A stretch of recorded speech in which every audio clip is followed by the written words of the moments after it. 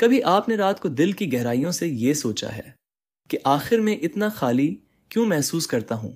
سب کچھ ہے مگر سکون نہیں ہے۔ اگر آپ نے بھی کبھی ایسا محسوس کیا ہے تو یقین کریں یہ ویڈیو آپ کے لیے ہے۔ اگر آپ واقعی اس درد کا حل سننا چاہتے ہیں تو ابھی سبسکرائب کریں، کیونکہ آگے جو بات میں بتانے والا ہوں وہ آپ کی سوچ، آپ کا دل اور شاید آپ کی زندگی بدل سکتی ہے۔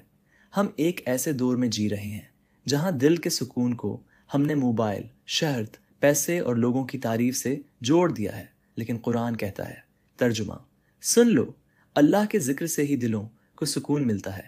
سورہ الرعد 28۔ مگر ہم نے ذکر کو چھوڑ کر شکایتوں کو اپنا معمول بنا لیا۔ ہم نماز پڑھتے ہیں لیکن دل حاضر نہیں ہوتا۔ ہم دعا مانگتے ہیں مگر یقین نہیں رکھتے۔ ہم آنکھوں سے آنسو بہاتے ہیں لیکن دل سے رب کو نہیں پکارتے۔ زندگی کی اس دوڑ میں ہم نے ہر چیز کو آزمایا سوائے اللہ پر مکمل بھروسہ کرنے کے۔ نبی پاک صلی اللہ علیہ وسلم جب طائف کے لوگوں سے پتھر کھا کر لوٹے تو انہوں نے اللہ سے شکایت نہیں کی، بلکہ یہ کہا، اے اللہ، اگر تو مجھ سے راضی ہے تو مجھے کسی چیز کی پرواہ نہیں۔ کیا ہم میں یہ طاقت ہے؟ کیونکہ سکون ان لوگوں کو ملتا ہے جو اللہ سے شکوہ نہیں کرتے بلکہ اللہ سے رجوع کرتے ہیں۔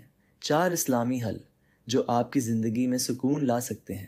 نماز کو صرف فرض نہ سمجھیں بلکہ اللہ سے ملاقات کا وقت سمجھیں۔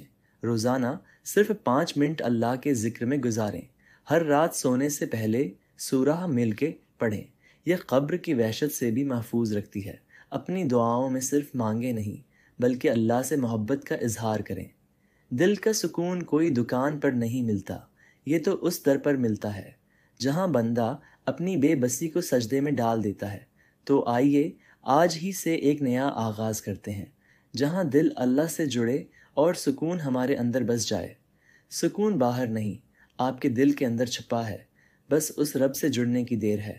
آج کی رات جب سب سو جائیں، ایک سجدہ تنہائی میں کریں اور دل سے اللہ سے کہیں، یا اللہ، میرا دل تھک گیا ہے تو مجھے سکون دے دے۔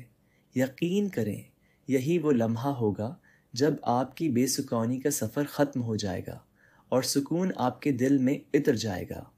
اگر آپ کو یہ ویڈیو پسند آئی ہو تو نہ صرف سبسکرائب کریں بلکہ اس پیغام کو ان لوگوں تک پہنچائیں جو خاموش دل میں ایک چیخ چھپائے بیٹھے ہیں۔